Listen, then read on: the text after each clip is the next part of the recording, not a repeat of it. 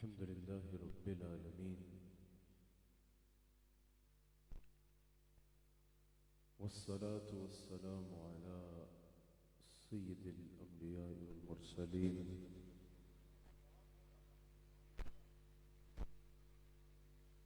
أما بعد فقد قال الله تبارك وتعالى في القرآن الكريم أعوذ بالله من الشيطان الرجيم بسم الله الرحمن الرحيم لقد كان لكم في رسول الله أسوة حسنة صدق الله العظيم وصدق رسوله النبي الكريم سچا ہے ہمارا مالک اور سچا ہے ہمارا خالق کہ سوا اس واحد و یکتا کہ کوئی عبادت کے لائق نہیں، اور سچے ہیں اس کے پیارے حبیب آپ کے اور میرے آقا و مولا رحمت للعالمین خاتم النبیین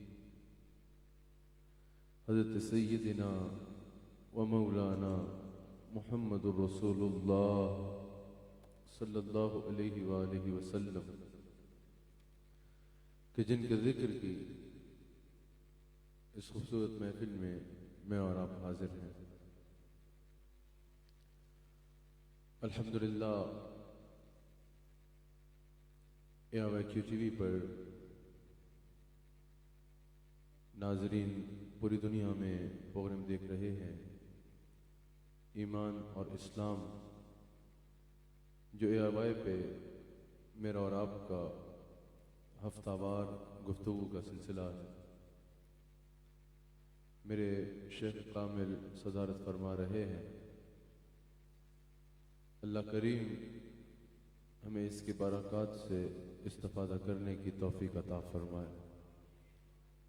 اس پروگرام میں ہم جہاں عقیدہ توحید اور عقیدہ رسالت کے تقاضوں پر بات کرتے ہیں، جہاں قرآن و سنت سے اپنی اصلاح کی کوشش کرتے ہیں، جہاں جو ایام چل رہے ہوں وہ صحابہ کے ہوں، اہل بیت کے ہوں، اولیاء کے ہوں، ان کی تعلیمات اور فضائل لوگوں تک پہنچاتے ہیں، وہیں ان ایام سے متعلق جس طرح بھی امت کی رہنمائی کی جائے، اللہ تعالیٰ یہ اعزاز ARYQ TV کو عطا فرماتا ہے۔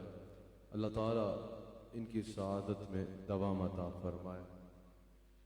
آج کیونکہ ذی الحج کا مہینہ ہے، اور ذی الحج کے مہینے کی جہاں بہت سی خصوصیات ہیں، ذی الحج کے پہلے عشروں میں سے جو ذی الحج کا پہلا عشرہ ہے اس کو عشروں میں سب سے حرمت والا عشرہ کہا گیا۔ ذی الحج کے پورے مہینے کو حضور نے فرمایا یہ حرمت والا مہینہ ہے، جہاں اس میں بہت سی برکات ہیں۔ وہیں اگر ذی الحج کے مہینے سے ہم کو سیکھنا چاہیں، ہم سبق لینا چاہیں، تو حضور علیہ السلام کا خطبہ حجۃ الوداع قیامت تک آنے والی انسانیت کے لیے مشعل راہ ہے۔ حضور علیہ السلام کی جو حجۃ الوداع کا خطبہ ہے، جو حضور علیہ السلام اپنی اونٹنی قصوہ پر جلوہ گر ہوئے، 1.25 لاکھ کے قریب صحابہ موجود ہیں، 1.25 لاکھ کے قریب صحابہ حضور علیہ السلام کی خدمت میں حاضر ہیں، اور حضور علیہ السلام وہاں سب کو مخاطب فرما کے خطبہ ارشاد فرماتے ہیں۔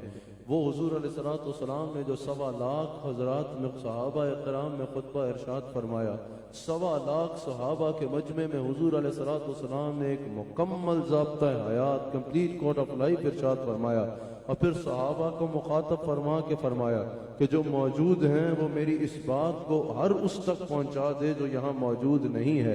قیامت تک آنے والے انسانیت میں جو اچھا انسان بننا چاہتا ہے، جو اچھا مسلمان بننا چاہتا ہے، جو اللہ کے قریب ہونا چاہتا ہے، جو معاشرے میں معزز ہونا چاہتا ہے، جس اعتبار سے بھی جو آگے بڑھنا چاہتا ہے، اس کے لیے میرے آقا علیہ السلام کا خطبہ حجۃ الوداع ہر اندھیری رات میں جو ہے وہ چراغ کی اور مشعل راہ کا کام دیتا نظر آئے گا۔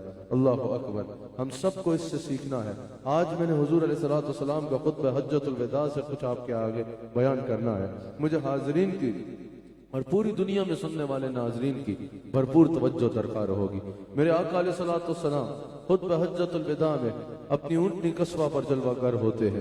اپنی اونٹنی قصبہ پہ میرے آقا علیہ الصلوۃ والسلام موجود ہیں۔ حضور علیہ الصلوۃ والسلام قصبہ پہ جلوہ گر ہو کے تمام صحابہ کو مخاطب فرماتے ہیں۔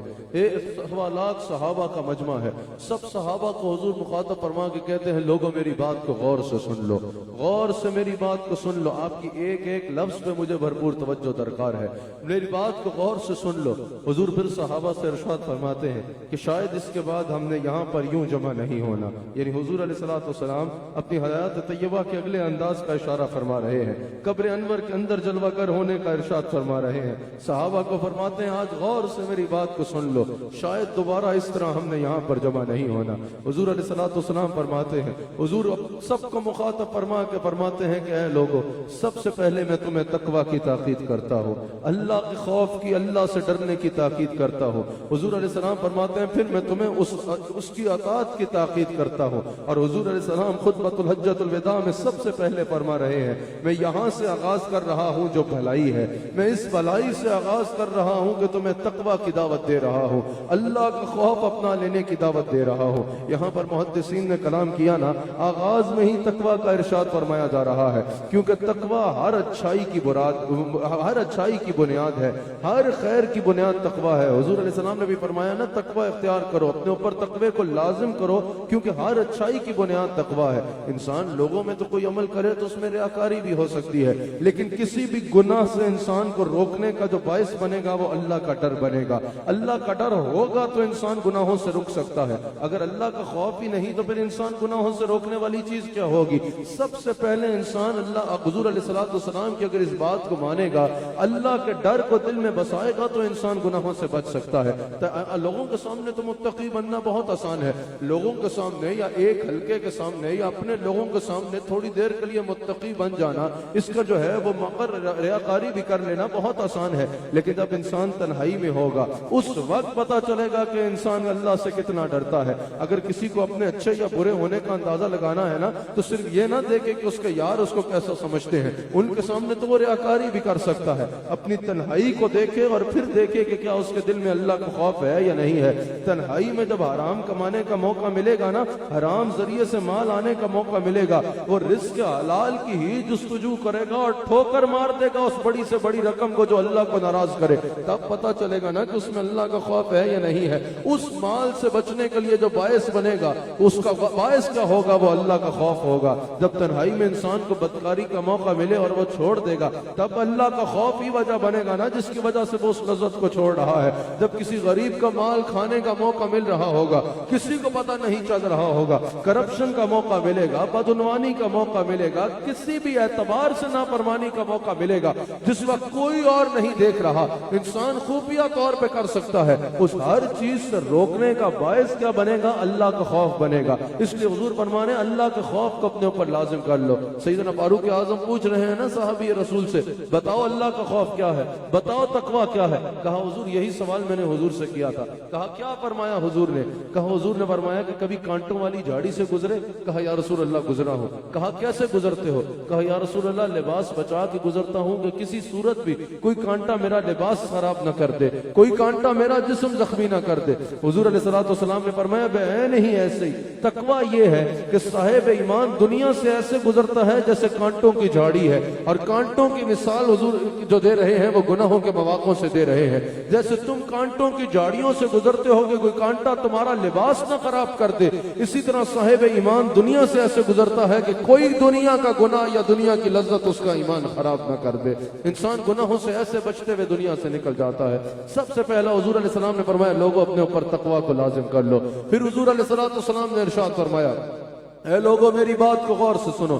حضور فرماتے ہیں کہ تمہارے خون، تمہارے مال، تمہاری عزتیں، یہ سب حضور علیہ السلام کا ارشاد یاد ہونا چاہیے۔ حضور نے فرمایا تمہارے خون ہوں، تمہارے مال ہوں، تمہاری عزتیں ہوں، وہ ایک دوسرے پر ایسے حرام ہیں جیسے آج کے دن کی حرمت ہے، جیسے اس ذی الحج کے عشرے کی حرمت ہے، اور جیسے اس شہر مکہ کی حرمت ہے۔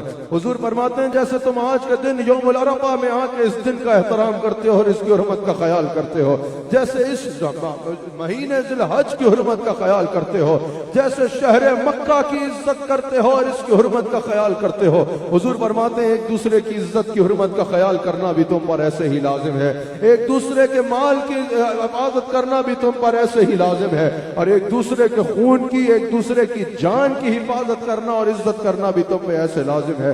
کیا خوب ہے میرے آقا علیہ الصلوۃ والسلام کا دین, کیا خوب ہے اللہ کا دین جو دین حق اسلام ہے. حضور علیہ السلام نے فرمایا یعنی جیسے تم ان مسلمات دین کی عزت کرتے ہو, ایسے ہی ضروری ہے کہ ایک دوسرے کی جانوں کی حفاظت کرو, ایک دوسرے کے مال کی حفاظت کرو اور ایک دوسرے کی عزتوں کی حفاظت کرتے نظر آؤ. حضور علیہ الصلوۃ والسلام ارشاد فرماتے ہیں وہ مسلمان کون ہے؟ جب پوچھا گیا یا رسول اللہ مسلمان کس کو کہتے ہیں, آج ہم نے صرف جو ہے صرف داڑھی رکھ لی, صرف دستار رکھ لی, صرف لباس پہن لیا, صرف ہاتھ میں تسبیح دیکھ لی کسی کے, تو ہم سمجھتے ہیں کہ بھئی یہ مسلمان, یہی مسلمان ہے, یہی سب سے بہتر مسلمان ہے. کوئی مسجد میں آتا جاتا نظر آ رہا ہے تو ہم کہتے ہیں اب اس کو اور کچھ کرنے کی ضرورت ہی نہیں, بس اس نے سارے تقاضے پورے کر دیے. میں ایسا بھی بے وقوفی کی طرف نہیں لے کے جا رہا کہ کہوں کہ داڑھی کی کوئی حیثیت نہیں ہے, ایسی بھی بے وقوفی کی طرف نہیں لے کے جا رہا کہ کہوں کہ ہولیے کی کوئی حیثیت ہی نہیں ہے. بالکل جو ہے وہ غیروں والا ہولیہ بنا لو اور مسجد میں آنے جانے کا بھی کوئی فائدہ نہیں. داڑھی رکھنا بھی لازم ہے ہر مسلمان کے اوپر, حضور کی سنت ہے, جو داڑھی نہیں رکھے گا وہ گناہ گار ہوگا. ہولیے کو بھی ضروری ہے کہ ایسا لباس ہو کہ جو اسلام کے مطابق ہونا چاہیے, اس میں کوئی فحش کا منظر نہ ہو, اسلام کے مطابق لباس ہونا چاہیے. مسجد میں آنا جانا تو فرض ہے انسان کے صاحب ایمان ہونے کے لیے, نماز کا پڑھنا تو انسان کے صاحب ایمان ہونے کے لیے فرض ہے, لیکن صرف یہ اس سے اندازہ نہیں لگایا جائے گا کہ کوئی کیسا مسلمان ہے. جب حضور علیہ الصلوۃ والسلام سے پوچھا گیا یا رسول اللہ مسلمان کون ہوتا ہے, جہاں یہ سارے تقاضے موجود ہیں, وہی حضور نے فرمایا جس کی زبان اور ہاتھ سے دوسرے لوگ محفوظ ہوں, جس کی زبان سے دوسرے لوگ محفوظ ہوں. تمہارا اسلام صرف تمہارے ہولیے سے نہیں نظر آنا چاہیے, ہولیے سے بھی نظر آنا چاہیے اور کردار میں بھی اسلام نظر آنا چاہیے. حضور نے فرمایا جس کی زبان سے اور جس کے ہاتھ سے دوسرے لوگ محفوظ ہوں وہ مسلمان ہے. اللہ اکبر. پھر عرض کیا یا رسول اللہ صلی اللہ علیہ وآلہ وسلم مومن کی کیا تعریف ہوگی, مومن کون ہے؟ حضور علیہ السلام نے فرمایا جو لوگوں کی عزتوں کا محافظ ہے, جو لوگوں کی جان کا محافظ ہے, جو لوگوں کے مال کا محافظ ہے, جو لوگوں کے خون کا محافظ ہے, اسے مومن کہتے ہیں. اور صاحب ایمان تو اگر آپس میں بیٹھے, میرے آقا علیہ الصلوۃ والسلام نے ارشاد فرمایا, مشکات میں یہ حدیث موجود ہے, حضور علیہ السلام فرماتے ہیں ایک مومن کی جان کی جو حرمت ہے, ایک مومن کی جان جو ہے وہ کعبۃ اللہ سے بھی زیادہ بڑھ کے ہے, کعبۃ اللہ سے زیادہ بڑھ کے حرمت عطا فرمائی حضور نے مومن کی جان کی. ایک امت کا طبقہ ایسا ہے جو کعبے کے غلاف سے تو لپٹتا نظر آتا ہے, کعبے کے غلاف کو چومتا نظر آتا ہے, حجر اسود کو چومتا نظر آتا ہے, کعبۃ اللہ کو جو ہے اس کو چوم کے اس کے غلاف کو آنکھوں سے ملتا نظر آتا ہے. یہ بہت اچھا ہے, یہ بہت ضروری ہے, اس کے بے شمار فوائد ہیں. حجر اسود تو چومنے والے کے گناہوں کو کھینچ لیتا ہے, قیامت کے دن پہچانے گا اور شفاعت کرے گا. کعبۃ اللہ کو ہاتھ لگانا تو بہت بڑی بات ہے, دور سے بھی کوئی دیکھ لے تو اللہ تعالیٰ اس کی دعاؤں کو قبول کر لیتا ہے. لیکن ساتھ یہ بھی ملحوظ رہے, ایک طرف یہ کر رہے ہو اور دوسری طرف لوگوں کو مسلمانوں کی جان لینے کا حکم دے رہے ہو, مسلمانوں کو جان لینے پہ جو ہے وہ جنت کی بشارتیں سنا رہے ہو, مسلمانوں کا قتل عام کروا رہے ہو اور سمجھ رہے ہو یہ جنت میں جانے کا رستہ ہے. اس بے وقوفی کو اور اس بدعقیدگی کا اور اس دین سے دور لے جانے والے تصور سے آپ کو جو ہے وہ آگاہ ہونا چاہیے. حضور علیہ الصلوۃ والسلام نے ارشاد فرمایا کہ ایک مومن کی جان جو ہے وہ کعبۃ اللہ سے بھی بڑھ کے حرمت رکھتی ہے, کعبۃ اللہ سے بڑھ کے حرمت رکھتی ہے. تیسری حضور علیہ الصلوۃ والسلام قیامت تک آنے والی امت کو خبر دے رہے ہیں. حضور اپنی اونٹنی قصبہ پہ جلوہ کر رہے ہیں اور بار بار فرما رہے ہیں میرے صحابہ میری بات کو غور سے سن لو, شاید آج کے بعد ہم نے یوں اکٹھے نہیں ہونا, میری بات آج غور سے سنو, جو موجود ہیں وہ ان تک میری بات پہنچا دے جو موجود نہیں ہے. حضور فرما رہے ہیں بات میری سن لو غور سے, اور آقا علیہ السلام فرماتے ہیں کہ القریب تم نے اپنے اللہ کے سامنے پیش ہو جانا ہے, وہ وقت دور نہیں کہ تم نے اپنے رب کے سامنے پیش ہونا ہے, اور پھر تمہارے اعمال اللہ نے تمہارے سامنے رکھ دینے ہیں, اور پھر اللہ تعالیٰ نے تمہارے اعمال کے بارے میں تم سے پوچھنا ہے, اللہ تعالیٰ نے تمہارے اعمال کے ایک ایک عمل کے بارے میں تم سے سوال کرنا ہے. حضور علیہ السلام فرماتے ہیں میرے بعد گمراہ نہ ہو جانا کہ ایک دوسرے کی گردنیں کاٹنا شروع ہو جاؤ, میرے بعد ایک دوسرے کی गर्दनें न काटना शुरू हो जाना। अनकरीब वो वक्त आने वाला है, वो वक्त दूर नहीं है कि तुम्हें अल्लाह की बारगाह में पेश होना है। ये दावत फिक्र के लिए अपना दरवाजा दिल का खोल लो। हुजूर अलैहिस्सलाम फरमाते हैं इस बात की फिक्र करो कि वो वक्त दूर नहीं है कि तुम्हें तुम्हारे रब की कटहरे में खड़ा होना है, तुमने अपने रब की अदालत में खड़ा होना है, तुम्हारे सारे अमाल को अल्लाह ने सामने रख देना है। करो दर करो जब लोगों ने अल्लाह की बारगाह में पेश होना है, ताकि उनको उनके अमाल उनके सामने रख दिए जाए और उनके सारे अमाल उनके सामने उनको दिखाए जाए। हुजूर फरमाते हैं ना, कुरान और सुन्नत में मौजूद है ना, कुरान में अल्लाह ताला फरमाता है, हुजूर फरमाते हैं एक एक अमल का जवाब देना होगा, मुंह पे ताला लगा दिया जाएगा, आज़ाए जिस्म खुद अपने गुनाहों की गवाही देंगे। जो कुछ इंसान ने किया है खोल के अल्लाह ताला सामने रख देगा। जब ये फरमाया ना अल्लाह ताला ने कुरान में कि उस दिन छोटे से छोटी नेकी भी तुम्हारे सामने रख दी जाएगी और छोटे से छोटा गुनाह भी तुम्हारे सामने रख दिया जाएगा। सैयदना फारूक आज़म गश खा के गिर जाते हैं, होश आती है तो कहते हैं या अल्लाह, उमर तो अपने एक दिन का हिसाब नहीं दे सकता और तू सारी उम्र का हिसाब लेगा, सारी उम्र के एक एक अमल का हिसाब लिया जाएगा। हुजूर फरमाते हैं कुरान में सबसे ज्यादा खौफजदा करने वाली आयत ये है कि अल्लाह ताला फरमाता है उस दिन करोड़ दर करोड़ लोगों को अल्लाह की बारगाह में पेश किया जाएगा ताकि उनको उनके अमाल दिखाए जाएं, फिर उनका एक एक अमल अल्लाह सामने रखेगा और उस पर जवाब देना होगा। ये अमल इस बात के लिए अपने दिल का दरवाजा खोल दो। हुजूर फरमाते हैं क़यामत तक आने वाले सुन लो, अल करीब वो वक्त आने वाला है कि तुम्हें अल्लाह के सामने हाजिर हो जाना है। आंखें बंद होने की देर है, एक लम्हे में मौत ने आ जाना है और तुमने अल्लाह के हुजूर पेश होना है और अल्लाह के हुजूर अपने अमाल का जवाब देना है। जरा तसव्वुर तो कर ले इंसान कि अगर अल्लाह ने पूछ ही लिया कि एक तरफ तेरे आराम होता था, दूसरी तरफ मेरा हुक्म होता था, तू किसको तरजीह देता था? तेरा यार तुझे एक बार बुला ले और तू अपने यार की दावत में न जा सके तो तू उसको दोबारा मुंह दिखाते हुए शर्म महसूस करता है। 5 मरतबा मेरा कासिद बुलाता था, तुझे आने की होश नहीं होती थी। मेरा हुक्म तेरे सामने था कि रिज्क वही है जो मैंने लिख रखा है, हलाल के लिए जुस्तजू करके हलाल जरिए से हासिल करना या हराम काम करके हराम से हासिल करना, ये तेरा फैसला है। तूने इतना भी नहीं सोचा कि मेरे रब को मैंने राजी रखना है, रिज़्क़ हलाल की कोशिश करनी है।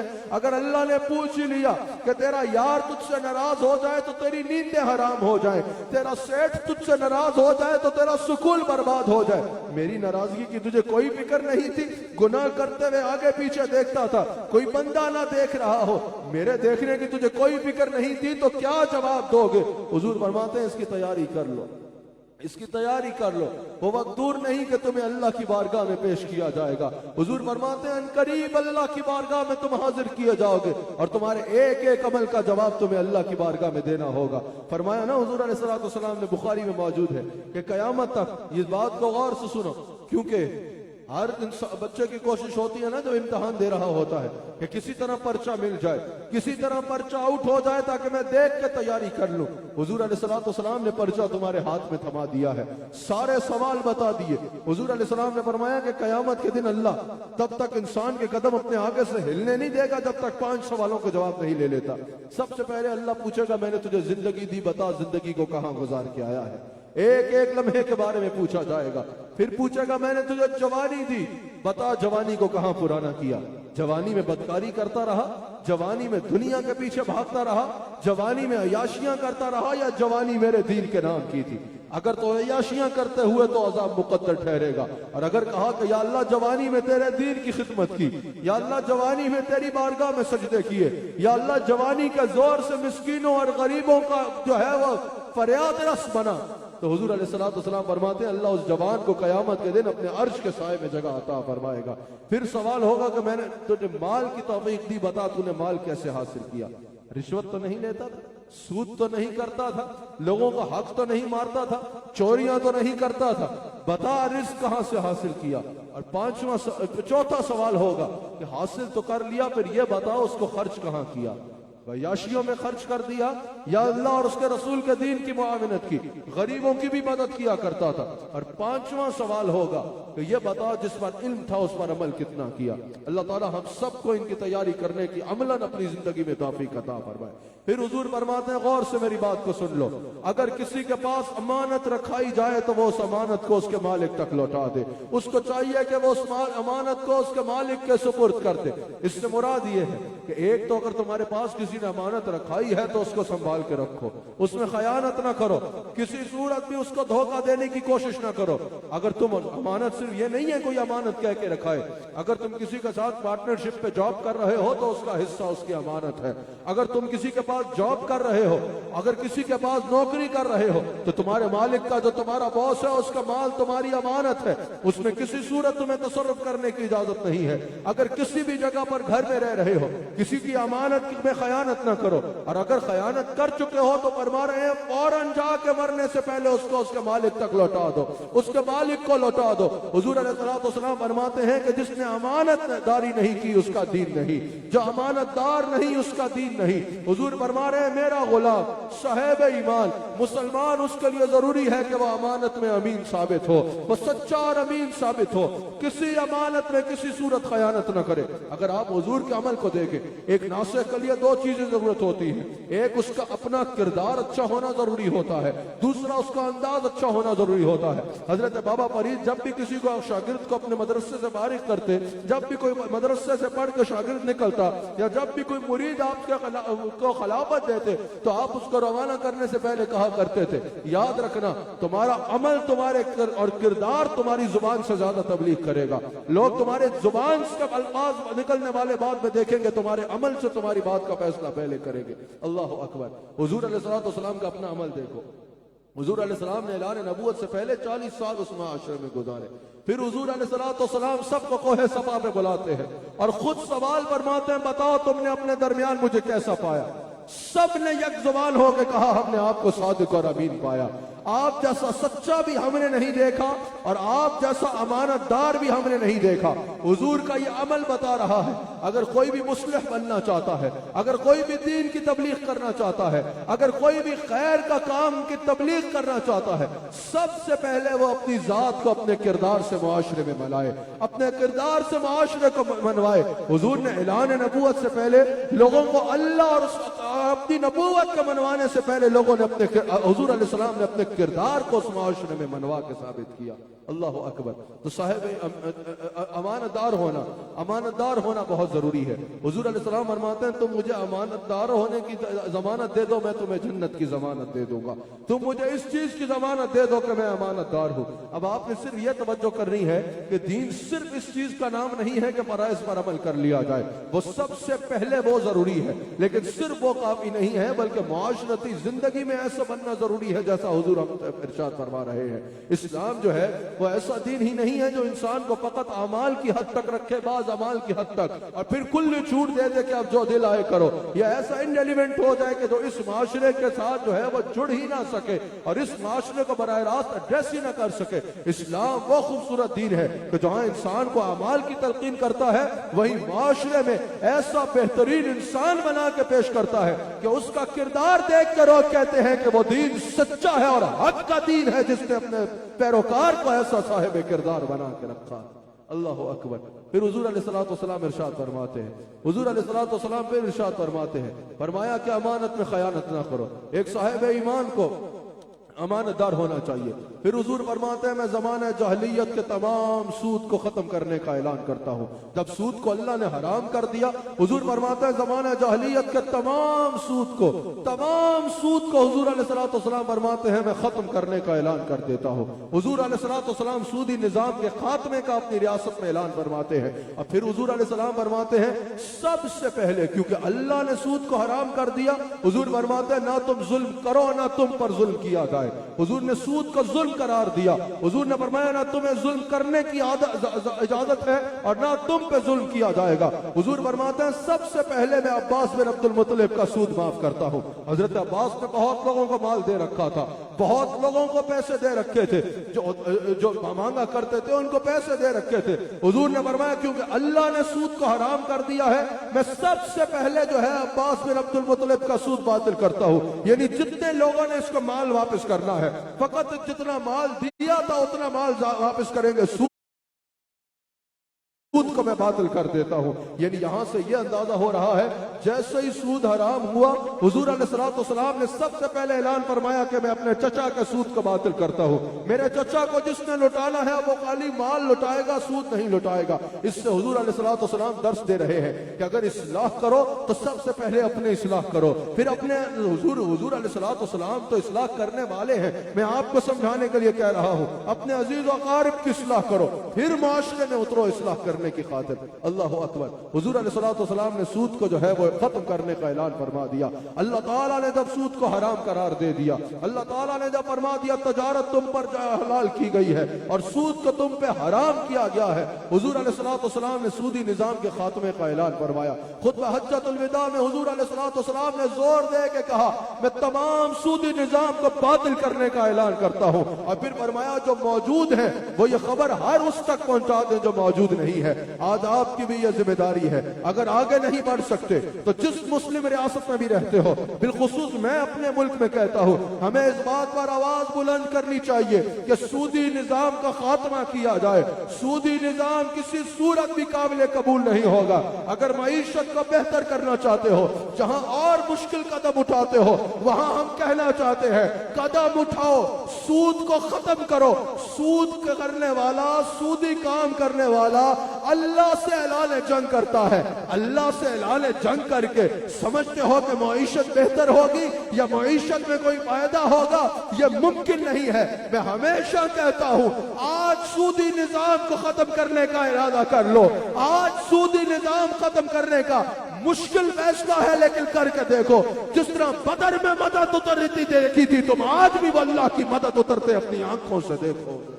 سودی نظام کو ہاتھ اٹھا کے کہیے. اور جتنے لوگ اس وقت پوری دنیا میں اے آوائی پہ سن رہے ہیں, اپنے اپنے انداز میں اس آواز کو بلند کرو کہ سودی نظام کا قطعاً قابل قبول نہیں ہے. سودی اسلام کو اسلامی ریاست سے ختم ہونا بے حد ضروری ہے اور ختم کیا جائے.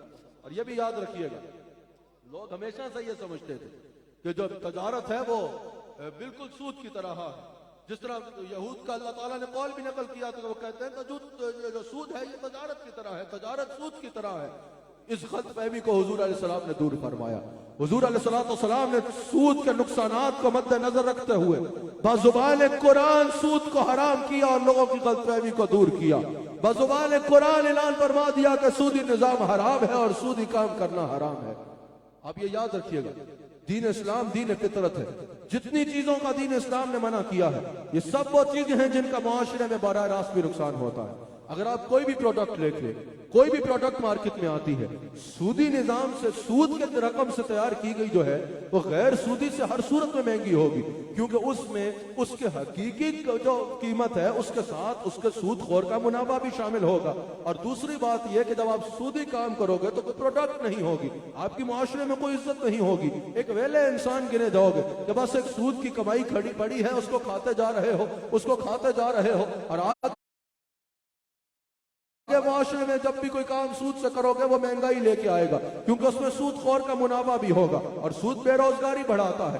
اگر آپ سودی کام کرو گے, ایک وقت پڑی ہے اس سے آپ کو حرام مال آتا جا رہا ہے, دنیا میں بھی معزز نہیں ہو اور آخرت میں تو اپنے لیے بربادی کا سامان اکٹھا کرتے چلے جا رہے ہو. اللہ اکبر. اگر کاروبار کرو گے تو ایک پورا اکنامیکل سرکل چلتا ہے, صرف آپ کا کاروبار نہیں چلتا. اگر مثال کے طور پہ کوئی فیکٹری لگا لو گے, کوئی دکان لگا لو گے, کوئی فیکٹری لگاؤ گے, اس فیکٹری کے لیے تمہیں ملازموں کی ضرورت پڑے گی. تمہارے پاس بھی حقیقی رقم آ رہی ہے, کوئی مصنوعی رقم نہیں آ رہی, کوئی عارضی رقم نہیں آ رہی, ایک حقیقی مستقل رقم آ رہی ہے جس سے پروڈکٹ بھی ہو رہی ہے اور پیداوار بھی ہو رہی ہے. ہزاروں ملازم تم رکھو گے, وہاں ہزاروں چولہے جل پڑیں گے, ان ملازموں کے لیے ٹرانسپورٹ کی ضرورت ہوگی, وہاں ایک اکانومیکل سرکل چل پڑے گا, اس کے لیے پیٹرول کی ضرورت ہوگی, وہاں کتنے لوگوں کے چولہے جلیں گے, پھر اس کے لیے کینٹین کی ضرورت ہوگی, ادھر کتنے لوگ, ایک پورا اکنامیکل سرکل چل پڑے گا, کتنے لوگوں کے چولہے جل پڑیں گے. تم معاشرے میں بھی معزز ہوگے, تمہاری مصروفیات بھی معزز ہوگی, تمہارے پاس آنے والی رقم بھی مصنوعی نہیں ہوگی بلکہ حقیقی رقم ہوگی, حقیقی رقم ہوگی. اور سودی کام میں سب سے پہلے اللہ ناراض, تمہاری آخرت برباد, اللہ سے اعلان جنگ, پھر نہ معاشرے میں معزز, نہ آنے والی رقم حقیقی, اور کتنے لوگ تمہاری وجہ سے کاروبار اور رزق جو ہے وہ محروم ہو رہے ہیں. سمجھ آ رہی ہے؟ حضور علیہ السلام نے سود کو جو ہے وہ منع فرما دیا، سود کو سختی سے منع فرما دیا۔ حضور علیہ السلام فرماتے ہیں کہ میں نے خود دیکھا معراج کی رات، لوگوں کے بڑے پیٹ ہیں اور اس میں سانپ نظر آ رہے ہیں اور انہیں عذاب ہو رہا ہے۔ میں نے پوچھا جبرائیل یہ کون ہے؟ کہا یا رسول اللہ یہ سود کھانے والے ہیں۔ حضور علیہ السلام نے فرمایا سود کے 73 درجے ہیں، 73 یعنی اس کے نقصانات ہیں، اور حضور علیہ السلام نے فرمایا سب سے کم یہ ہے جیسے کوئی اپنی ماں کے ساتھ زنا کر لے۔ یہ سود اتنی خطرناک چیز ہے، یہ سود اتنی منحوس چیز ہے۔ آج سے ارادہ کرو، مجھے دنیا بھر میں اس وقت آروائی پہ سنا جا رہا ہے یا جہاں جہاں میری آواز پہنچ رہی ہے، آج سے ارادہ کرو ظاہری نقصان ہوتا ہے تو ہوتا رہے۔ جب غلامی رسول میں موت قبول کا نعرہ لگاتے ہو تو غلامی رسول میں 4 پیسے نہیں چھوڑ سکتے۔ اعلان کرو کہ آج سے بھوک برداشت کر لیں گے لیکن سودی نظام کا خاتمہ کرنا ہے۔ سب سے پہلے صرف حکومتوں سے تقاضا نہ کرو کہ حکومتیں ختم کریں، تم اپنے گھر سے شروع کرو نا۔ سب سے پہلے اپنے بینک میں جاؤ اور کہو کہ مجھے سود کا 1 روپیہ بھی نہیں چاہیے۔ سب سے پہلے اپنی ذات کی اصلاح کرو اور کہو کہ میں نے سودی نظام سے آنے والا 1 پیسہ بھی نہیں کھانا، کیونکہ یہ اعلان جنگ ہے اور میں نے اللہ کے خلاف اعلان جنگ نہیں کرنا۔ اور پھر ریاست کو تلقین کرو، اللہ اکبر۔ پھر حضور علیہ السلام ارشاد فرماتے ہیں، اپنی اونٹنی قصوہ پہ جلوہ گر ہے، فرما رہے لوگوں میری بات کو غور سے سن لو، جو موجود ہے وہ شور سے سنے اور پھر ان تک یہ بات پہنچائیں جو موجود نہیں ہے۔ حضور فرماتے ہیں آج میں زمانہ جاہلیت کی تمام رسموں کو اپنے پاؤں تلے روک دیتا ہوں، تمام زمانہ جاہلیت کی رسموں کو۔ 1.25 لاکھ کا صحابہ کا مجمع ہے، حضور قصبہ پہ جلوہ گر ہے اور فرما رہے ہیں لوگوں زمانہ جاہلیت کی تمام رسموں کو میں آج اپنے پاؤں کے نیچے جوڑ رہا ہوں، اور حضور فرما رہے ہیں زمانہ جاہلیت کے تمام خونوں کو باطل کرتا ہوں۔ سب سے پہلے پھر اپنے گھر سے مثال ارشاد فرما رہے ہیں، حضور فرما رہے ہیں سب سے پہلے میں حضرت عبد المطلب کے پوتے ربیعہ کا خون باطل کرتا ہوں، جو دودھ پینے گئے تھے اور دوسرے قبیلے نے قبیلے کی دشمنی میں مار دیا تھا، قتل کر دیا تھا۔ اب اس سے مراد کیا ہے کہ قاتل کو معافی دے دی جائے، ٹیررسٹ کو معافی دے دی جائے؟ ہرگز یہ مراد نہیں ہے۔ اس سے مراد یہ ہے کہ پہلے ایسا ہوتا تھا، آج بھی بعض علاقوں میں ایسا ہے، ایک قبیلے کا قتل ہوتا تھا تو صرف یہ نہیں کہا جاتا تھا کہ اس کو سزا دو جس نے قتل کیا ہے، بلکہ وہ قبیلوں کی جنگ بن جاتی تھی، وہ قبیلے اس قبیلے کے بندے مارنا شروع ہو جاتے تھے اور وہ قبیلہ اس قبیلے کے بندے مارنا شروع ہو جاتا تھا۔ حضور نے فرمایا کوئی انسان کسی دوسرے کا بوجھ نہیں اٹھائے گا، یہ اللہ نے قرآن میں فرمایا ہے۔ پھر اسی خطبہ حجۃ الوداع میں حضور نے فرمایا کہ بیٹا باپ کے جرم کا ذمہ دار نہیں ہوگا، باپ بیٹے کے جرم کا ذمہ دار نہیں ہوگا، جس کا جرم ہوگا وہ خود اکیلا اس کی سزا بھگتے گا۔ سمجھ آ رہی ہے؟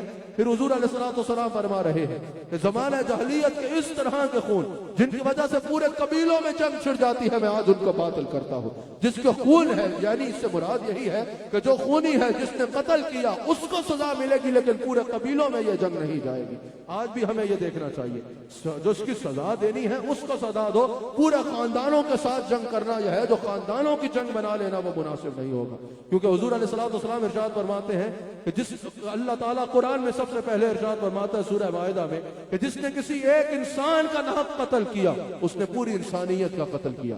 اب یہاں پر جو اپنے آپ کو دین کا داعی کہے اور اللہ کی حرام کردہ چیز کو حلال کہے اور کہے جاؤ فلاں جگہ پہ خودکش دھماکہ کر دو یا فلاں جگہ پہ جا کے لوگوں کو قتل کر دو تو جنت میں چلے جاؤ گے، یاد رکھنا وہ قرآن کی حرام کردہ چیز کو حلال کہہ رہا ہے۔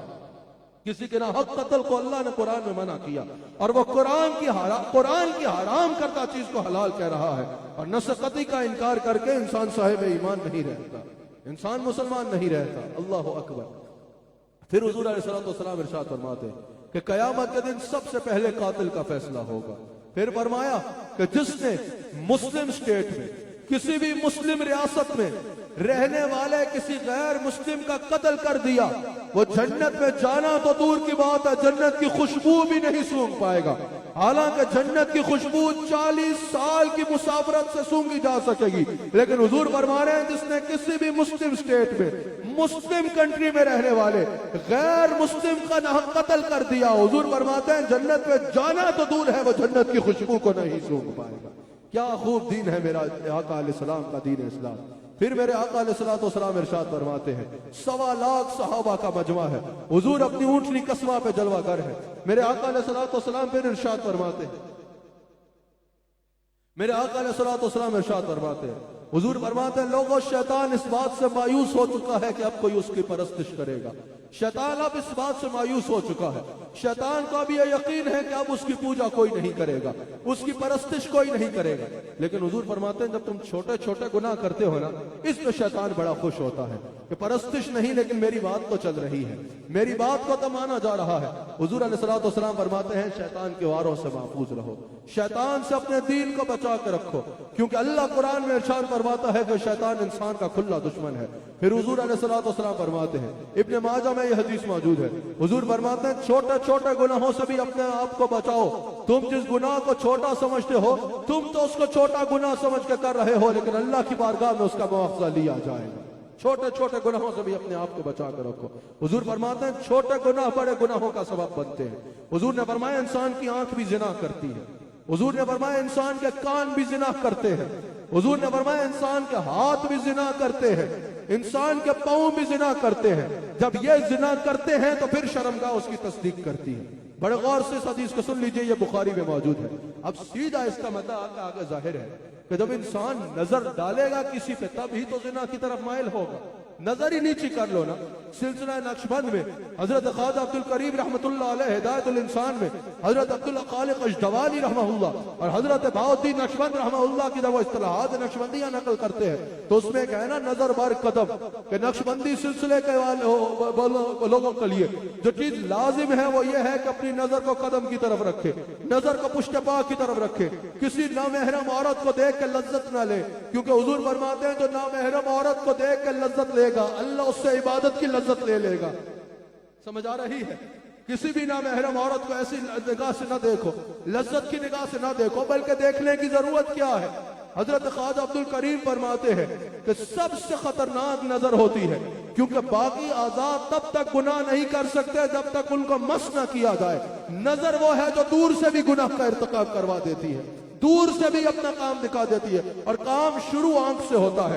आंख में किसी को देखेगा फिर कोई भी आज़ाए जिस्म में से उसकी तरफ जाएगा। हजरत ख्वाजा अब्दुल करीम हिदायतुल इंसान में फरमाते हैं जब सारी बात की बुनियादी नजर है तो नजर कोई नीचा कर लो ताकि बुराई की तरफ जाओ ही नहीं।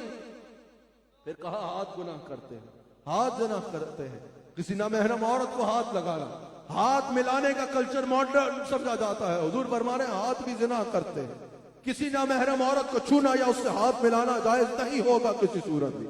कहा भाई ये तो हमारा फलां रिश्ता है, हमारा फलां रिश्ता है।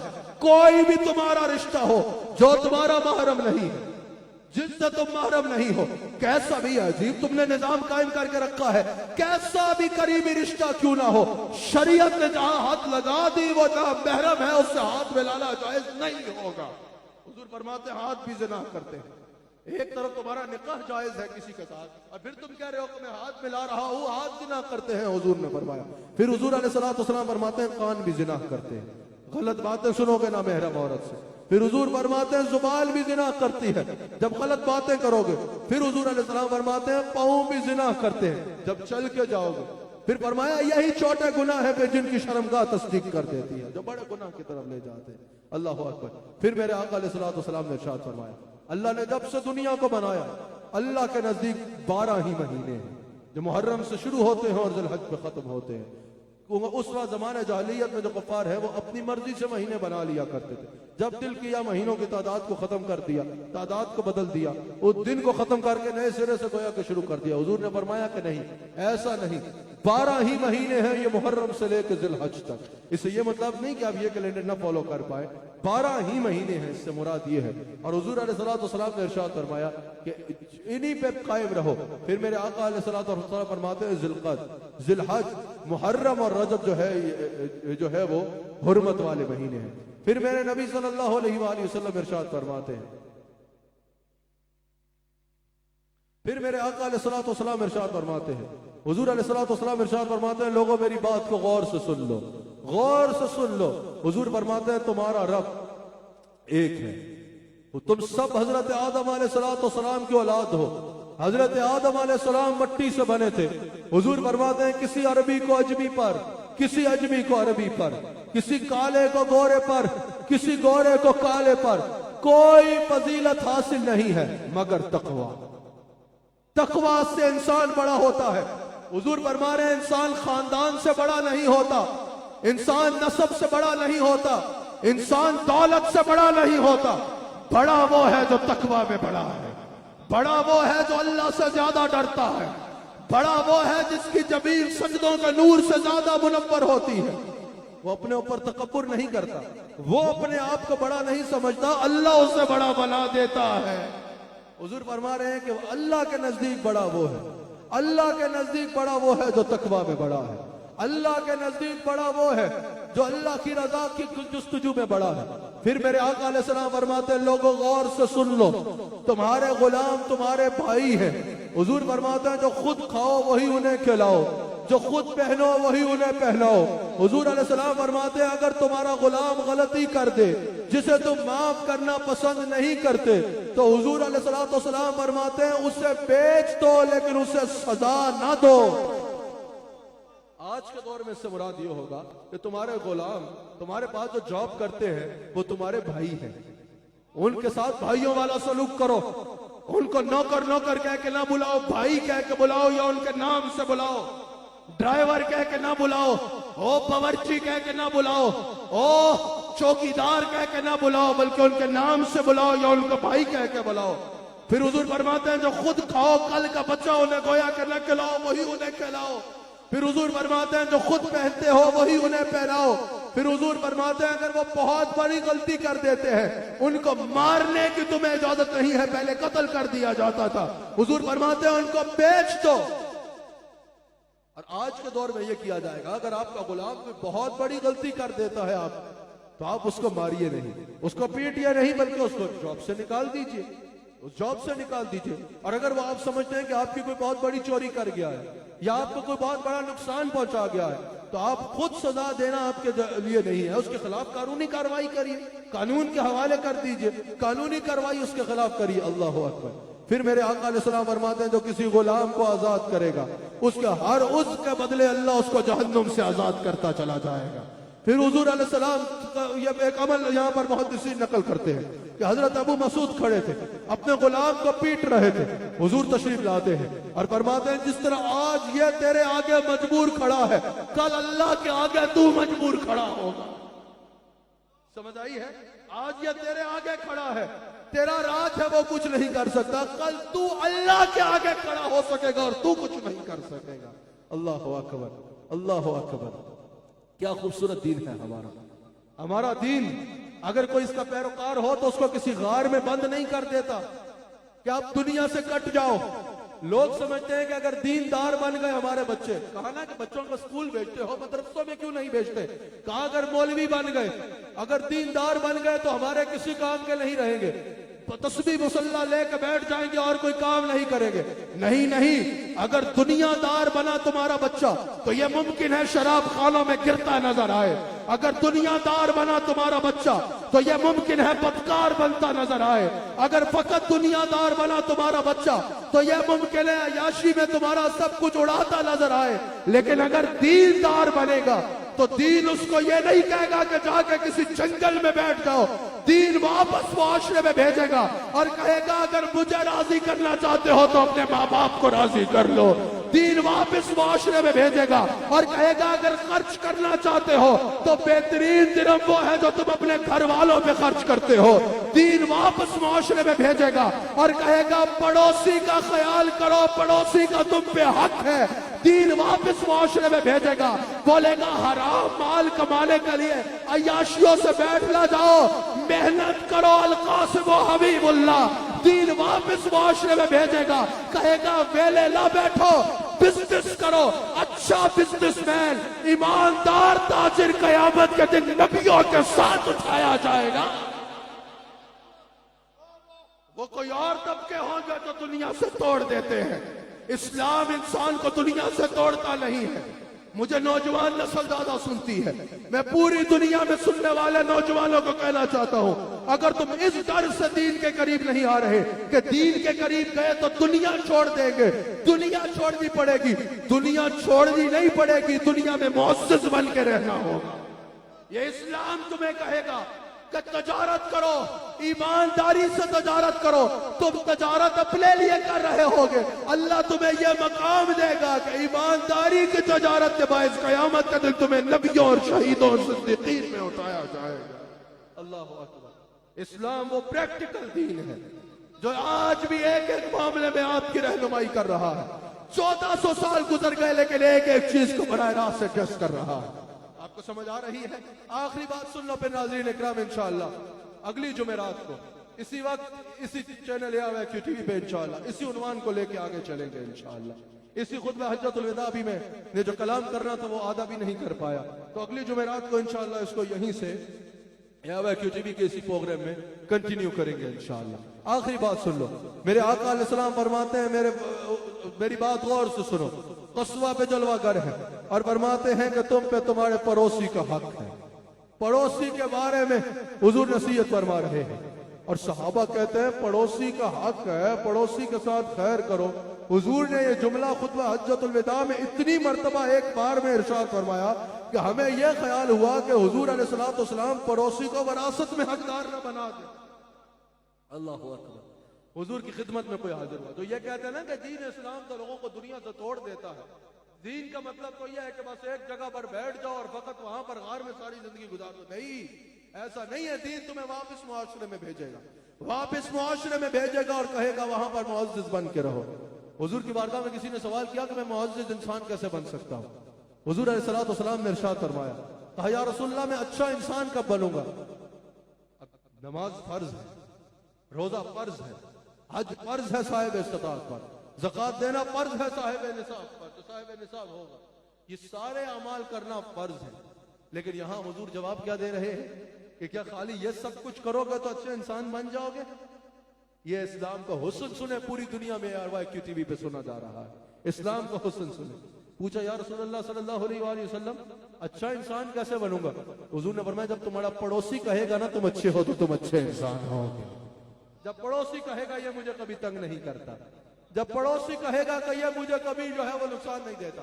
علامہ اقبال میں جو چینج آیا نا زندگی میں, علامہ اقبال بیان کرتے ہیں ایک دفعہ ایک بھکاری میرے پاس بھیک مانگنے آیا, میں نے اس کو ڈانٹ کے بھگا دیا. میرے باپ نے مجھے کہا اقبال تم نے یہ کیا کیا؟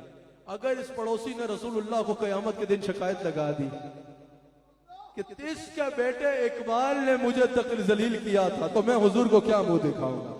اقبال کہتا ہے میری لائف میں چینج آ گیا. پھر ہر کام کرنے سے پہلے میں یہ دیکھتا تھا قیامت کے دن اللہ اور اس کے رسول کے سامنے جانا ہے. اللہ اکبر. اللہ تعالیٰ یہی تصور اگر ہم باندھ دینا اپنے ساتھ, اگر ہم باندھ لیں اپنے ساتھ اسی تصور کو, تو یقیناً جو ہے وہ دنیا و آخرت کی ہر کامیابی جو ہے وہ ہمارا مقدر بنے گی, ہر کامیابی مقدر بنے گی انشاءاللہ. ناظرین اکرام جو پوری دنیا میں سن رہے ہیں, اگلے ہفتے اسی وقت اسی چینل یا ویکیو ٹی وی پہ اسی موضوع کو یہیں سے لے کے خطبہ حجۃ الوداع کے اسی عنوان کو کیو ٹی وی پہ ہی انشاءاللہ لے کے اگلے پروگرام میں آگے چلیں گے. آج کے پروگرام کا وقت اپنے اختتام پہ پہنچتا ہے. اگر میں نے دوران گفتگو کوئی بھی غلطی کر دی تو صدق دل سے اللہ تعالیٰ کی بارگاہ میں توبہ کرتا ہوں. اللہ تعالیٰ ہم سب کو دین حق اسلام اور مسلک حق اہل سنہ و جماع پہ قائم رکھے.